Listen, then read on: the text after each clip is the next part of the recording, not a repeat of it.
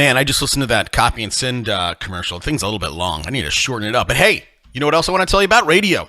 Radio. Look, the one thing all these guys have in common, if you've been listening to the show for a while, everybody who's doing 300 deals or more, or doubling from 50 to 100, they have one thing in common. It's radio. And radio is not something that you should try to buy as a civilian. Honestly, this is a very specific kind of media that if you do not know all the ins and outs, like buying a Porsche, if you don't know what to look at, and rear main seal failure, rear main bearing failure, if you don't know what to look at, you're gonna get robbed. You need an agency. That's where Real Estate Radio Experts comes in.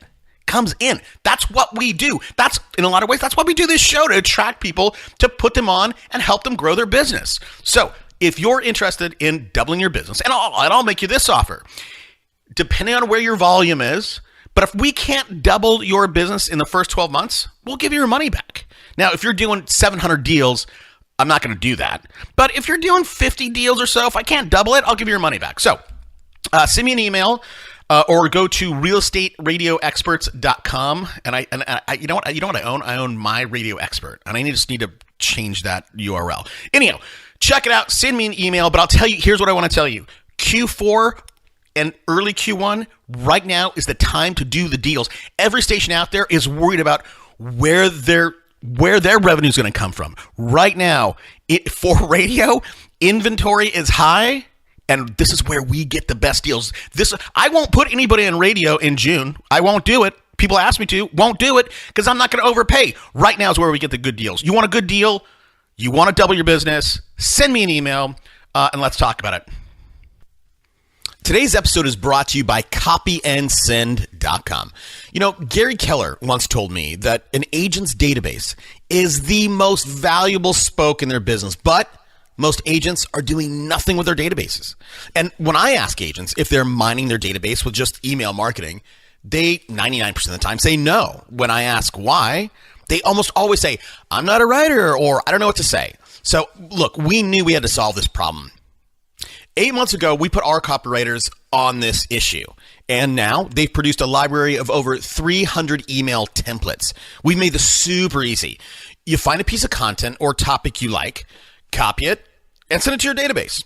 For only $12 a month, your copywriting problems are over. You'll never have an excuse not to mine your database. And regardless of the size of your list, your database, I guarantee over the course of the year, there are deals in there. Don't lose another deal because you weren't emailing your list. This is a very small investment that will yield tremendous results. Look, even if you only got one deal this year, that's a 600% return on investment. To make this, I want to make this a no-brainer for everybody out there. Sign up for Copy and Send. Try it out for 30 days. And if you are not 100% thrilled, we will refund you every penny. No questions asked. You can't afford not to do this. And if you are in the early stages of growing your list, go to the site copyandsend.com. We have an article showing you 25 ways to quickly and easily start building your list today. Copy and Send. Start mining your list today. Welcome to Super Agents Live. This is the one place where you can come and hear the most successful people in real estate. You'll hear how these super agents built their businesses, how they stay productive, and how they stay motivated. Who am I?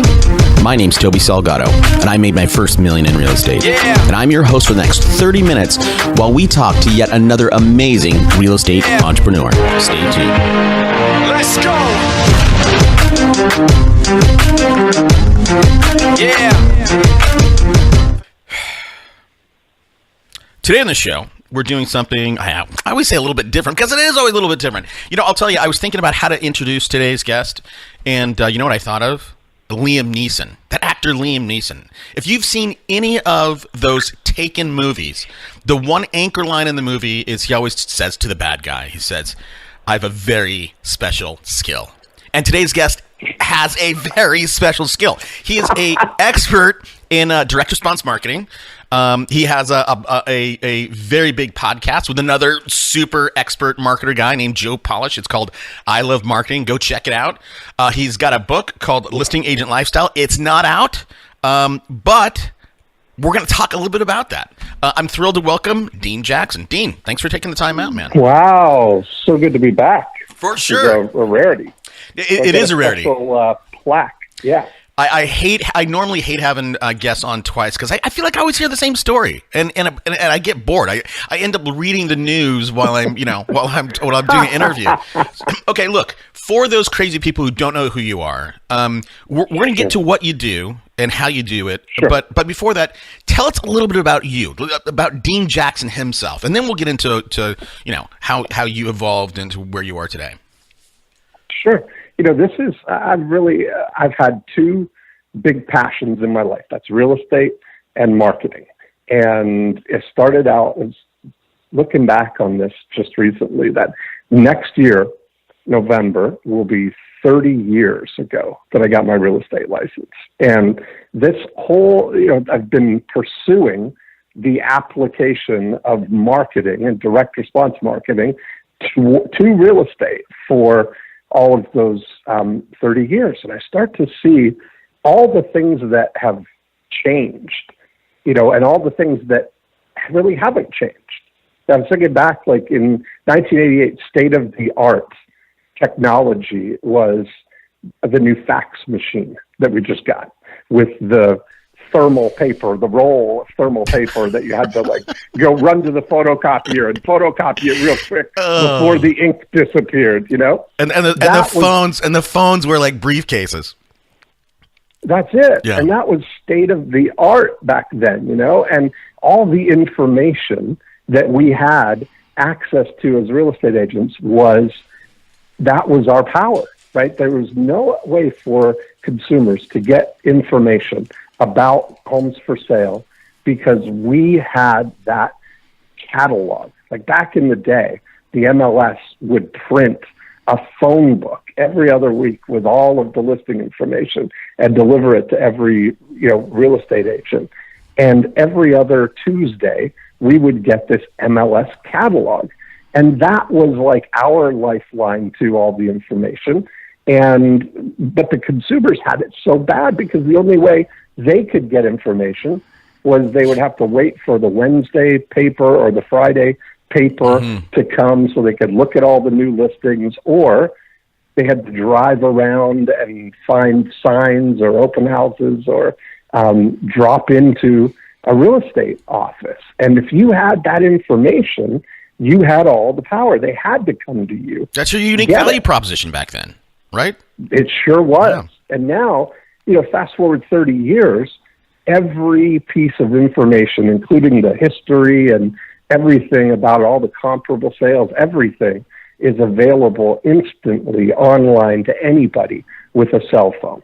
It's like that value proposition, having to give you access to the information, isn't enough, And it's like, it was really interesting because as I was thinking about it, how all of that technology that's evolved, all the things that we have now, virtual tours and virtual reality and drones and all these things, the internet that we can get information out there, I started thinking, have anything fundamentally changed? Has it really improved the outcome? And by outcome, I mean the things that really matter.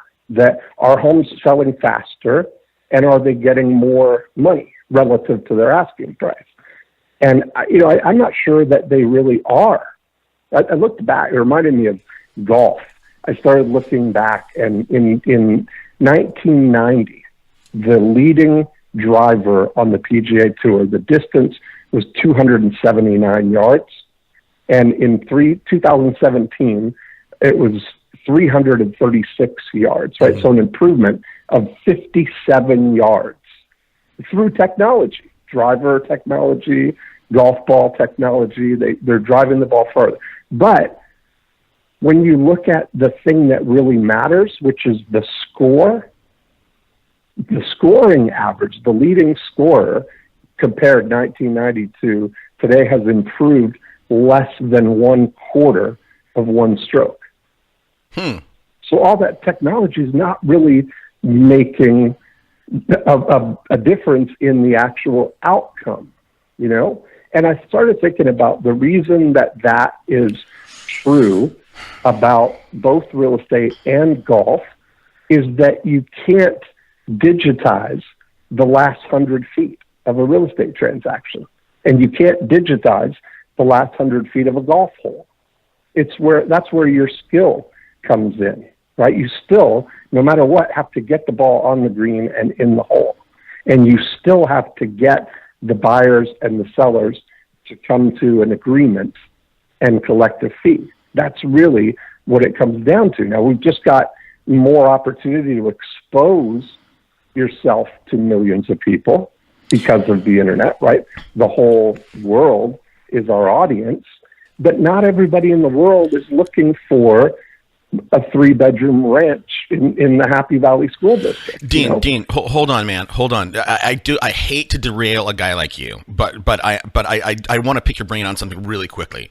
So sure. So there's the whole thing. Okay, yeah. So there's a book called The Rise of Superman. I don't know if you've read this book, but No. I won't get into it. But it's all about how going from the 80s, let's say, like you said, 88 to today, every single extreme sport has gotten way more extreme, right? Today, guys on, motocross bikes are doing triple flips, off the bars, holding the seats. In 88, they're doing, 15-foot tabletops, and that was like the big deal. And the book makes an argument about specialization, right? Like, some guy might be able to do a triple backflip, but you put him on a race course and the dude can't race. So Right. when it comes to something like golf, right? So you got the long game, right? You're off the tee, you hit it 300 yards, then you have to chip up, and then you have to putt in. You can't digitize that last 100 feet. Just again, I'm reiterating what you said. You can't digitize Right. that last, a few pieces of a real estate transaction. Do you think that if a person or somebody could build a team with crazy unique specialties, do you think that improvement? Let's say golf was like baseball. And you could put your driver up, then you could put your middle guy up, and then you could put your putter up. Do you think the averages would go up more than the 1% you're seeing? Yeah, you wonder, right? Like, I think that where you were onto something with the specialization. So I want to latch onto that and go down this thing, because I think that we are in the transition to potentially the greatest time ever to be a real estate agent. Like, I'm bullish on the real estate industry as a vehicle for creating wealth as an entrepreneur. There's so many people who are touting the demise of real estate, but I think that the future of real estate is better than we can even imagine. And there's so many things that are coming along and pointing to this. Like you mentioned specialization. Have you ever heard of the term ghost restaurants? No. So this is fascinating. This is brand new. It's just happening now in New York and Chicago, that there's a company. I read it in Forbes magazine article or Forbes online article. And the headline was 9 restaurants, 1 kitchen, no dining room.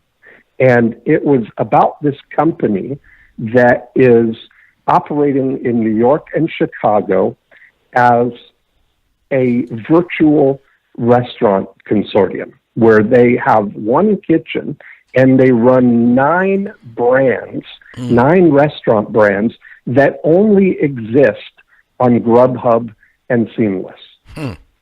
So they don't have a dining room. You can't go there to eat. You can only order for delivery. And so there, you think about specialization like that, what you just said, fundamentally the same thing. You get the ingredients and you put them together and you cook them and you put them in a bag and you deliver them. But when you can specialize out your offerings so that for somebody who's in the mood for sushi, the only thing that you have is sushi, or if somebody's hell-bent on seafood, that you've got seafood or Italian or whatever it is, rather than one big restaurant with this big menu Right. that happens to have all of those things on it. Well, it's a difference between In and Out. You want a burger and fries, you go to In and Out, right? Because Right. and that's all you get. You go to Cheesecake Factory, holy smokes! Right. Like 18 pages, like I can't even read it. Yeah. Like just get Creole food, right? Like it's Asian food, like it's insane. Yeah, that's exactly right. And that's what. And sorry, dude. Now I'm trampling over you. But that is the problem that I see with real estate agents, right? They want to be more Cheesecake Factory rather than In and Out. Yes. And I think I agree. this idea of I'm Toby and I'll do everything for you. And not only will I sell a ranch property, a waterfront property, and a condo. Not only will I do that, I'm going to also do all the paperwork in the back, right? That is going to kill your growth. You're never going to get anywhere. Right. Okay, sorry. Go. Sorry, buddy. No, you get it. I mean, so now you can see, like, taking that idea and what could happen if you have this one kitchen that runs the back office for 9 different realtors. I mean, it's like they all get to be their own brand, their own thing. I think it's a phenomenal opportunity. Okay. It's pretty fascinating. Like this whole, I mean, those words that I've come to kind of hang this future opportunity on are the listing agent lifestyle. And those words, I think, are really what we all really want, right. Is to be, and it's really about taking a listing centric approach to building a business, not going to work as a real estate agent where you're doing all of the stuff yourself, but as an entrepreneur to build a business that does all of the things that are involved in helping somebody find or sell their house. Exactly right. And here's a line. I'll say this. I'm sure you've heard it, and sometimes it doesn't come out right. But there's one guy who says, "I'm in business, man," and the other guy says, "I'm a businessman." Right? That's what you're saying, right? The difference between "I'm in business, man" or "I'm a businessman." Okay. Well, that was Jay-Z, actually. Oh, is that really? Is that right? Jay-Z said, "Oh, I didn't know that." Yeah, he said, "I'm not a businessman. I'm a businessman." That's right. All right. So good for you, Jay. So, hey, how does, again, we're going to talk about the tenets in your book, Listing Agent Lifestyle. Where does someone start, right? So they're listening to you and they're going, yeah, man, Dean makes all the sense in the world. That's what I want. But I don't know where to start. What are some of the chapters? Wouldn't it be great if there were 8 elements of the listing agent lifestyle? That'd be great. There are. It would be super, wouldn't it? Are there? Yeah. Yeah, of course there are. I knew. What am I, new here? So, of course. So, the way that these work out, and I'll share the 8 with you, okay, kind of quickly, and then we can dive in and go deeper, as deep as you want on any of them. Okay, but here's what I see. Is it's taking a system-based, metric-based and qualitative approach to these 8 elements of being and having the listing agent lifestyle. So number 1, if you're going to have a listing-centric business, is you've got to have a way to get listings. So we focus on getting listings. That's the core of it all, right? And then the second element is that we focus on multiplying your listings and turning every listing into multiple transactions. Then element number 3 is getting referrals. And we talked a lot about that on the last episode that we did together. We were kind of deep on getting referrals. Then number 4 is converting leads. And these are all systems, right? These are all things that you have a systematic approach to doing and achieving all these things in your business. And number 5 is finding buyers. So those are the 5 rudimentary business systems that you need within your to create this listing agent lifestyle. And then there are 3 lifestyle-based elements of it. And those are daily joy. How happy are you, right? How happy are you in your business? 7 is abundant time. Do you feel like you have an abundance of time, or are you waking up and your day is already accounted for and your to-do list is longer at the end of the day than it was at the beginning of the day? Wait, hold on. I want to. And then number 8. Wait. I want to dig into these. I just want to make sure I get some clarification on 2. Okay. Sorry, dude. Are you saying? Let me tell you number 8. Okay. Let me tell you number 8, and then we can go. So number 8 is financial peace. Yes. I think Dave Ramsey nailed it with what people are looking for around money, and financial peace says all the right things. Okay. So there's the 8. Now let's. I know I just surfaced. I want to get them out there, and then we can go as deep as you want to go in any of them. Well, okay. So let's talk about the first 5, because so many times I hear something like this, and for some reason, like what I do personally, like my head flashes, like I get like I want to connect the dots, and what I feel like these 1 through 5 is, redwoods and giant redwoods in Northern Cal and aspens, they have one thing in common, is there's a whole forest of them, but they all share one root system. And I think if I look at your 1 through 5, they're while they're all different, I think they're all super connected, just like that redwood root system. That is exactly right. So convert get listings. So you have 4 as converting leads, and I think and you have number 1 is get listings. What you don't have on here is get leads, and I think most people, that's where they get stuck. They're like, oh, okay, great. I hear get listings. I'm going to multiply. I'm going to get referrals. But to what? Yeah, to what end? That's the thing. Getting leads is a commodity right now. Yeah. So, and that I look at it that these getting leads in the context of one of these systems, right? I look at getting leads isn't a bankable result. You can't take a lead to the bank, right? Yep. And so what I'm talking about are things that actually ring the cash register. Okay. Right? The things that are resulting in a transaction. And so a listing getting system has to go all the way from how are you getting listing leads? How are you following up with those leads? How are you getting the listings? That you have to connect all of the beads there. And so I look at these as, the first thing that people can do when they start reflecting on them is to kind of evaluate where are you on that system, right? Like if you kind of put a scale to it and say, am I winning or losing in this category?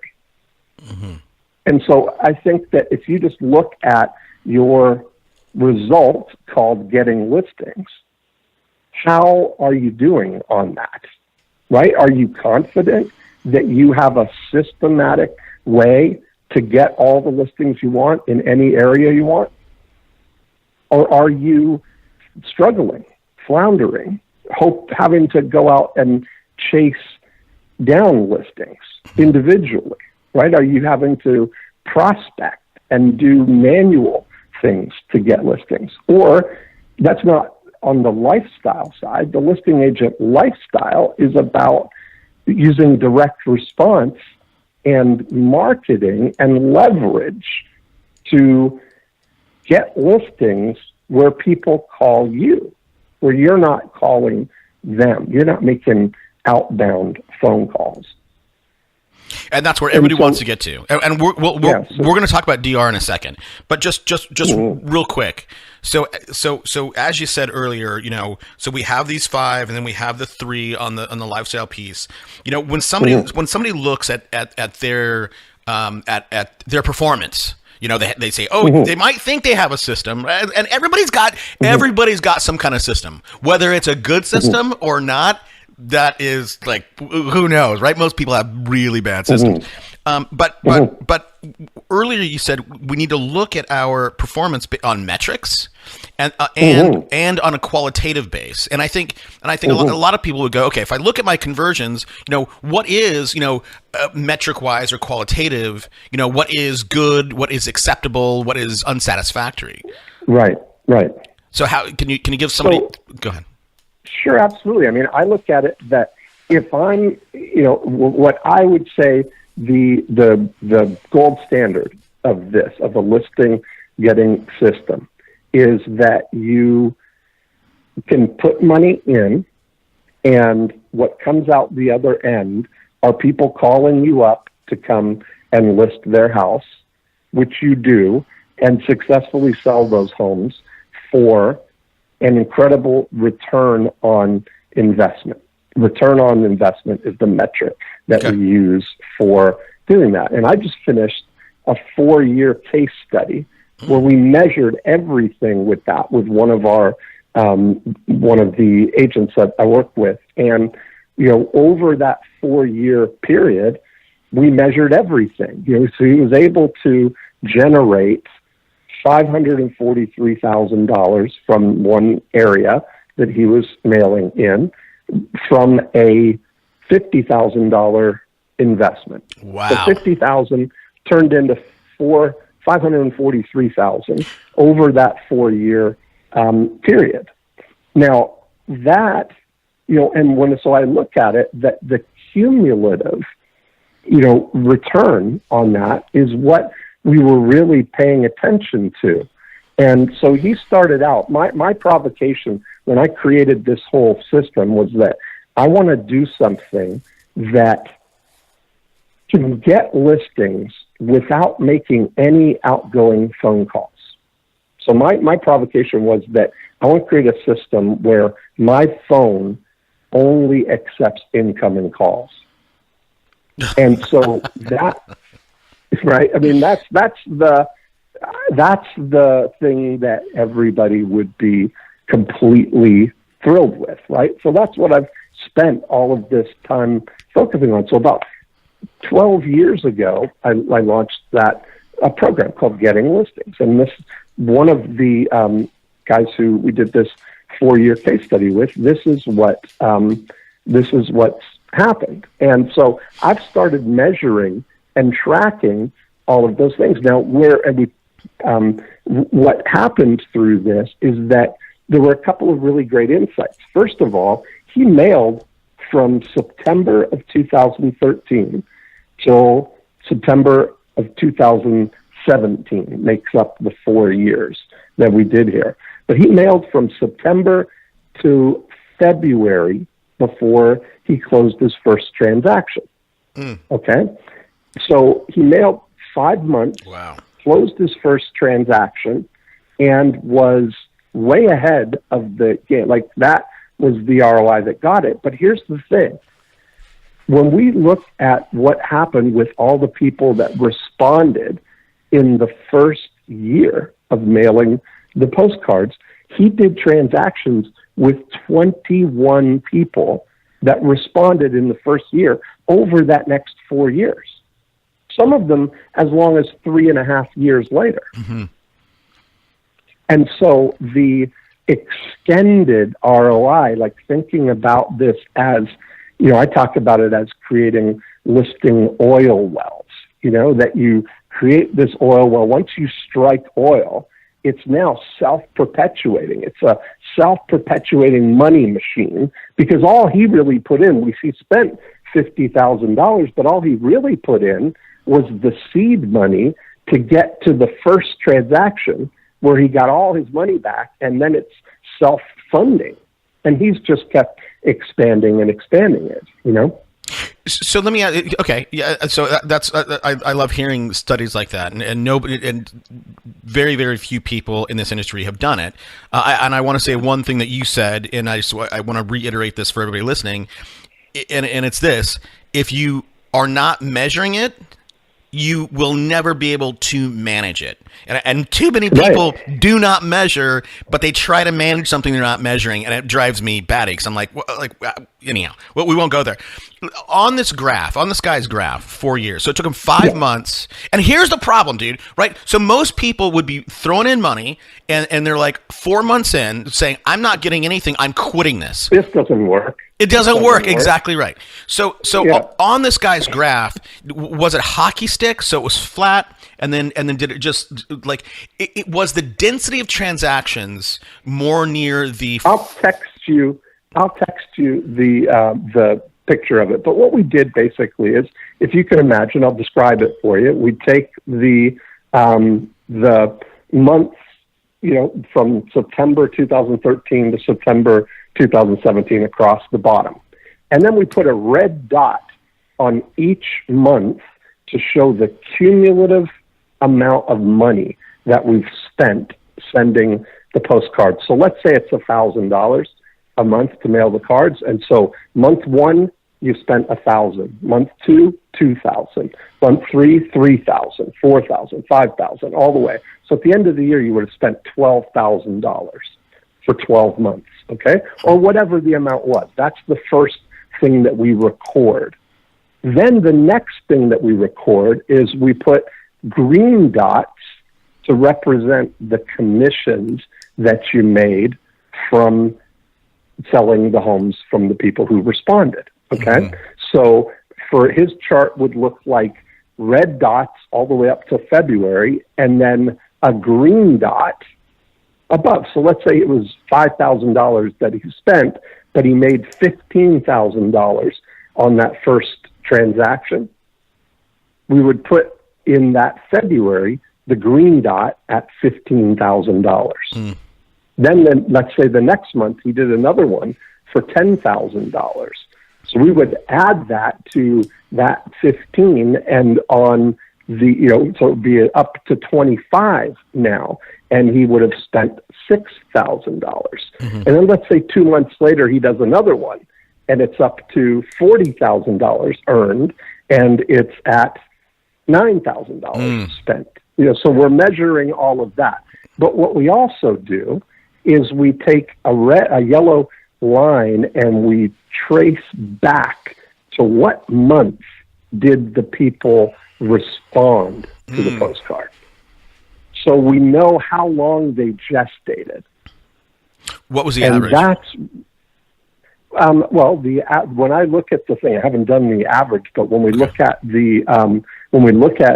all of it, what was fascinating was that in the first year, there were 21 transactions from people who responded in that first year. And so there were 15, I think, of them from September to February. So even though there was only one that closed between September and February, 14 more of them ultimately closed because they were people who were thinking about selling their house, and we identified them earlier, Yeah. Okay. So and stayed in touch with them. Personally or through an assistant? Oh, through an assistant. The whole thing. Okay.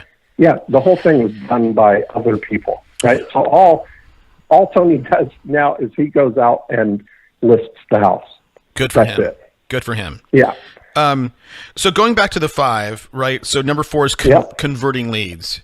And I think I think this is where I think if anybody, and this and in a lot of ways, what people don't understand, this is what you do. You write copy, and those postcards that this guy is sending out, I'm sure you put a lot of input into them. I'm sure they were phenomenal. I wrote every word. The thing is that I wrote every word of everything that went out. I mean, I wrote the postcard. I wrote the voicemail that people hear when they dial in. I wrote the landing page. I wrote the email that follows up. I wrote the cover letters that go with the initial package that we send out. I wrote the book called How to Sell Your House for Top Dollar Fast that goes out with it. I wrote the 12 Get Top Dollar newsletters that go out to the people every month after they've responded. So there was zero creativity required from any of our agents to do it, right? I've written every element of it and set it up so that I could do it in a way that somebody could just deploy this and get the phone calls. So how do I buy that from you, or can I buy that from you? Well, that's all through we have all of that in our GoGo Agent. You have all of program. That GoGo Agent's cheap. Yeah. It's like $100 or something, isn't it? It is. Well, it's $79 a month. Yes. And you get access to all that stuff. Whole different topic. Do you find, because we have a different, because I'm just curious about this. Yeah. So we have a product. We have a product called Copy and Send. We have 300 email templates because people aren't sending out emails. And I've had a handful of people, and we charge $144 a year, $12 a month. We want to make it super cheap. I've had these cheap paranoid agents literally sign, and I'd say, hey, we get 30-day money back guarantee. You don't like it, we'll give your money back, right? $144. I've had people literally go download every single one, and then on day 29 ask me for a refund. Now I give it to them, but I'm like, right. Do you find scarcity minded people do that to you? Just out of total curiosity for me. Well, I imagine there are, but I don't care. Yeah. I mean, the thing is, it's like that's going to be that person that's doing that and trying to replicate everything is going to spend more time and money trying to replicate it than trying to just plug into what I've already got for them. Right. To do it. Okay. Right. And so I 100% agree. Okay. So everybody, GoGo Agent, is it gogoagent.com? That's right. Okay, go check that out, everybody. I mean, $79. Okay, so converting leads. I think this is where so many people spend time on scripts and fighting objections, and and they end up sounding like everybody else. What do you think is the one thing that and I guess if people call you, converting leads is a little bit easier, but what advice can you give the audience on that big topic of converting more leads? So the first thing is that it's got to come with a mindset, right? And that my mindset towards it is based on fact and just the understanding that leads today are not, they're not going to convert right now as much as they're going to convert over the next 12, 18, 24 months. And so my advice to people, and I see it all the time, is I see people in Facebook groups and on things, Zillow bashing or Realtor.com bashing or whatever it is, saying those leads are no good. I tried it for 3 months and I didn't get anything, right? And you realize that what they're doing is they're generating a lead or they're getting a lead. They're immediately jumping on the phone, hammering this person, trying to tie them down and close them for an appointment and trying to wrestle them and convert them, thinking that they're going to be able to do something about it. And so what I take is I take an approach that I'm looking for 5-star prospects. And what I call 5-star prospects are people that are willing to engage in a dialogue. They're friendly and cooperative when you talk with them. They know what they want. They know when they want it, and they'd like you to help them. Right. That's a 5-star prospect, right? So all I'm looking for are the 5-star prospects. And the reality is that you can only discover 5-star prospects. You can't create them, right? They either are or are not a 5-star prospect. And so my attitude towards it is I'm going to treat everybody like they are a 5-star prospect until they prove that they aren't, versus treating them like they're not a 5-star prospect and making them jump through hoops to prove that they are. That's why this whole default mindset about leads is that they're somehow dirty. Even the language of it, right, is that are they scrubbed leads? Are they qualified leads? Agents look at leads with such disdain, right? I don't want any tire kickers. I don't want a bunch of time wasters. They want people to, when they call them, they say, yeah, we were thinking about it. Come on over. Yeah. That's what they're looking for, Right. right? And that's not reality. That's fantasy land, right? And so when I first started really, really going deep in lead conversion maybe 20 years ago, and I found, all these, I went like total academic and like science of it, and there's studies that I've found that this has been this is what I've hinged everything on, that there's a company that did a study on, they handle inquiries for all kinds of industries, right, across industries, millions of leads a year, and they do something that they call did you buy surveys, where they'll handle all these incoming things. Then their research department will call up people at 90-day increments, samples from 90 days, 6 months, 9 months, 12 months, and they'll just ask one question. They'll call, let's say you went to the home show and you inquired about faucets at the Kohler booth, and they'll call you up and they'll say, hey, Toby, you inquired about faucets at the home show. Have you bought any faucets? Not did you buy faucets from Kohler, just did you buy faucets? And what they found was that just over half of the people that inquire about anything will do what it is they inquired about in the next 18 months. And only 15% of them will do it in the first 90 days. So 85% of the value of a bundle of leads today is in 90 days or more. Now, you know yourself that for most real estate agents, 90 days is their long-term follow-up program. For sure. Yeah. Right? They think they're looking for the 9-day program. They want somebody to call in today, talk to them on the phone, get pre-qualified from their lender with a bank statement that these people are qualified. They want to take them out on day 6, show them a home, and negotiate the contract on day 7, and they're done.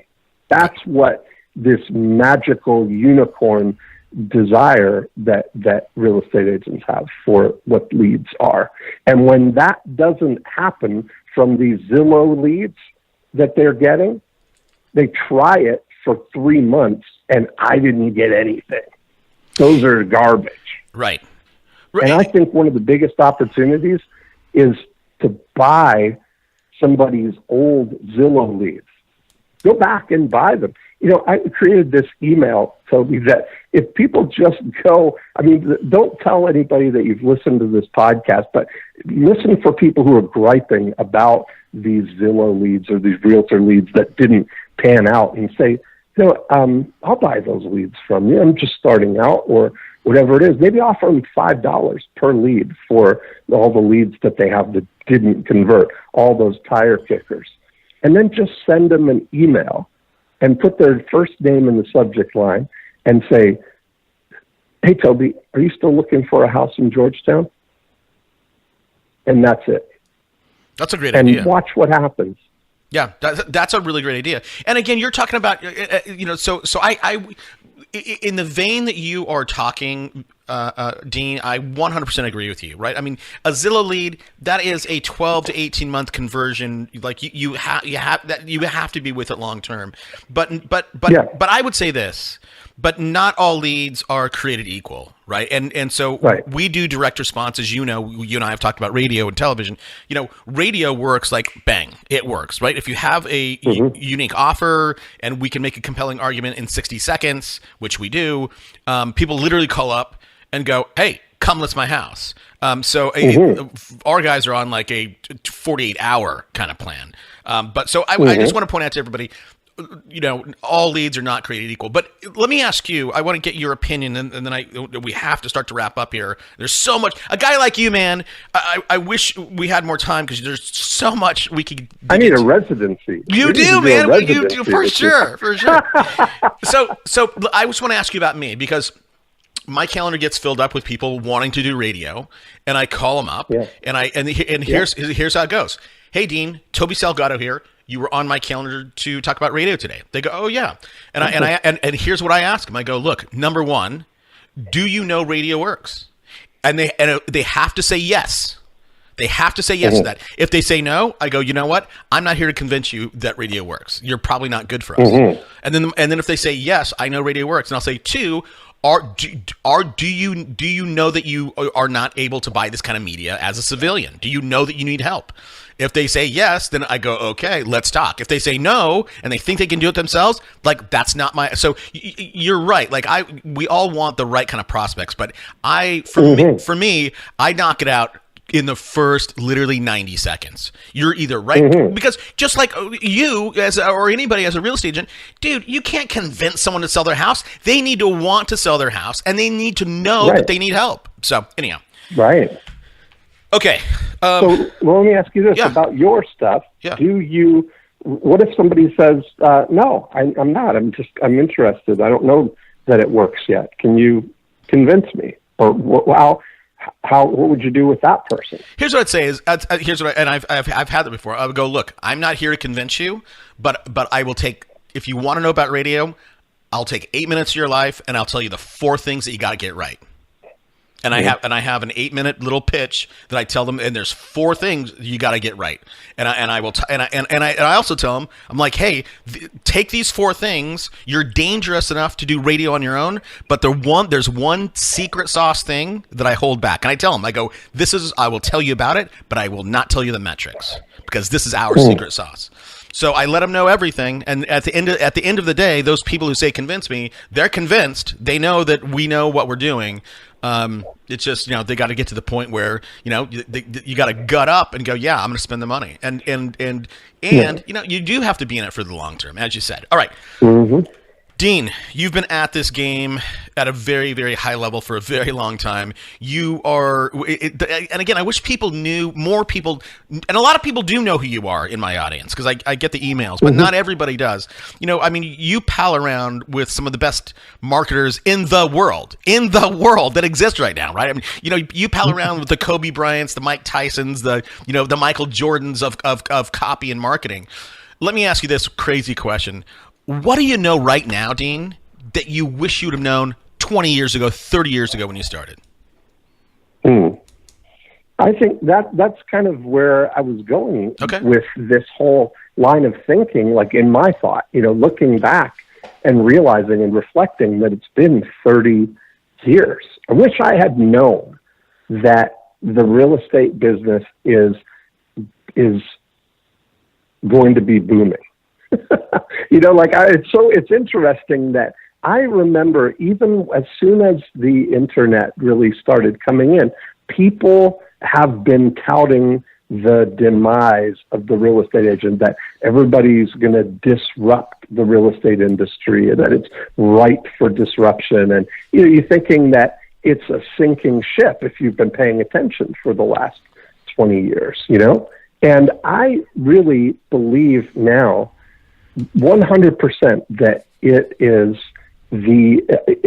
a solid, and not even just solid, maybe the opportunity right now for the next 20 or 30 years, And I think what really is testament to that is Warren Buffett's big moves into real estate, that when you think about the real estate brokerage business, it's been around for hundreds of years.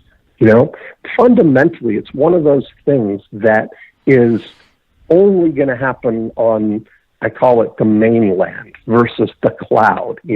Houses are mainland things. They're really, you're only going to, it's bricks and mortar, but the access, our whole world, as our society moves up into the cloud, that's a real place. That's where everybody exists.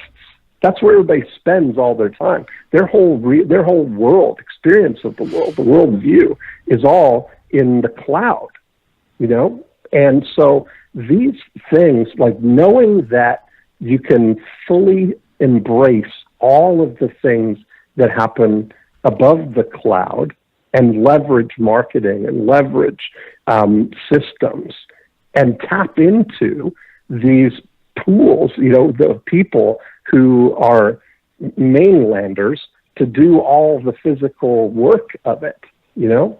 Well, so Like to get to a point where you literally you can have somebody do all the physical things. Anything that requires opposable thumbs can be done by a real person. Right, for sure.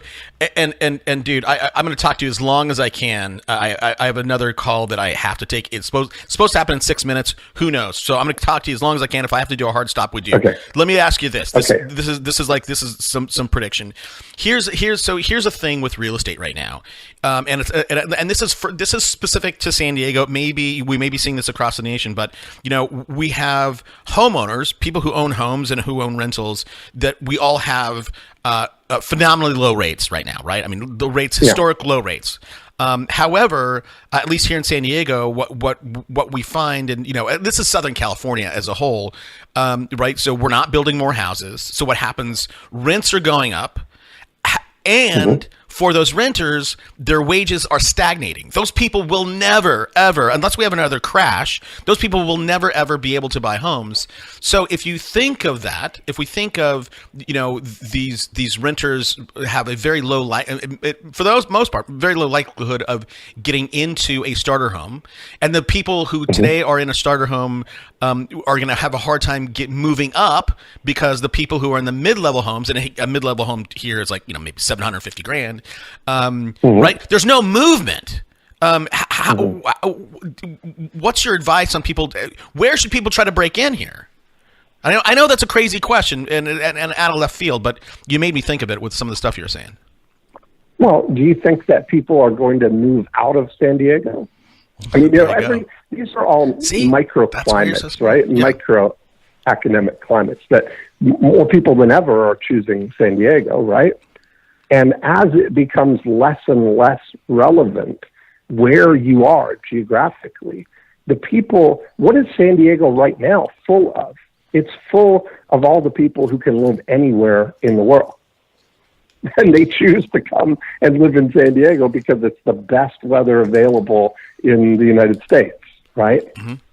So the pool of those people is going to be getting bigger and bigger. That's what drives prices. That's what drives everything, right? Okay. So you can't, my best advice is to be one of them. Make more money. Right. Exactly right. I agree. All right. We always ask for a book recommendation, and I'm curious to hear about what, like, I know you probably are a voracious reader, and maybe you're not. I really am. Well, are you? I am. Well, yeah. but you know, a guy like you and even me, right? I know all the authors, so I don't need to read their book. I get to talk to them. So here's the setup. I'm an aspiring agent. I know them and I read them. There you go. Okay, I'm an aspiring. I do too. For all those everybody else out there. So I'm an aspiring agent. So I think two. Yeah, I got two recommendations. All right, let's go. Then. So I would say that because of this tone of what we've been talking about here, there's two things that will make a difference if you're buying into this like better future idea. Peter Diamandis has a book called Abundance, and he has another book called Bold. I count those as one book. Just read Peter Diamandis stuff. And then there's a guy, Salim Ismail, who wrote a book called Exponential Organizations. And that is, if Peter's is the idea book, the wish book for the future, just kind of getting yourself tuned in to what's going on there. Salim's book is the playbook for it. The playbook for how do companies that go from zero to $1 billion in 18 months do that?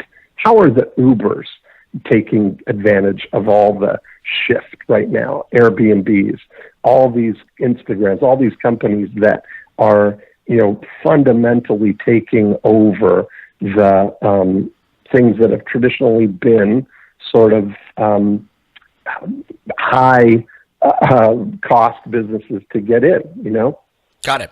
So everybody, so let me ask you this. You know, I'm not listen, Peter Diamandis is a very, very, very smart guy. Right. I respect him a lot, but he's a little bit too futuristic for me. When people start talking about AI and, you know, I mean, would you rather, there's the thing though, is do you know this is what I kick myself. I'm part of Peter Diamandis's mastermind, right? And I know Peter, like we're friends. And I literally in 2014 could have bought and should have bought Bitcoin when he first told me about it for $500. Now, I'm just saying, like, how much of a head start on the future do you want? Right. If you buy into this, just get tuned in and look at where it's going. You can never have too much of a head start for it. You're right. You're right. That's what Salim's stuff did for me. I'd say it's never too futury. That's mainlander. That's mainlander. Sorry, thinking. dude. You're right. You're right, and that's me. So I got to work on that. So everybody, if you want to get Peter's book, Bold or Abundance or Expendable Organizations, get a copy on us. Just go to audibletrial.com/superagentslive. Last question for you, Dean, is you are in the middle. You're always doing a bunch of stuff, right? Guys like you are always in the always in the middle of. Do you have a daily routine or habit that you think has contributed to your success today? Yeah, I wake up every day and I say, what would I like to do today? And that's, that's the whole, I've got that abundant time element dialed in. And that's because I've been focused for all these years on creating systems that support the money-making parts of my business, right? To give me that freedom. So I'm always focused on the things that I'm excited about. And right now I'm really super excited about this listing agent lifestyle idea and spreading that word. I've got that new, the book's coming out, but I've got a podcast that just started called Listing Agent Lifestyle. Whoa. And it's up now. Whoa, I got to check that out. That's going to be so that's where I'm going to, be writing and working on the book, but all the ideas of it we're going to be sharing. That's the front line of it. If you want to get into that listing agent lifestyle mindset, that's the place, listingagentlifestyle.com. Cool. Everybody, go check that out. Dean. Dude, sorry I called you Peter. I'm looking at my notes. Hey, so I obviously want a signed copy of your book when it does come out. Of course. I'm happy to help in any way that I can, if I can. And dude, let's keep in touch, man. Let's talk soon. Okay, man. Always enjoy it. Thanks. Talk soon. See you, bud.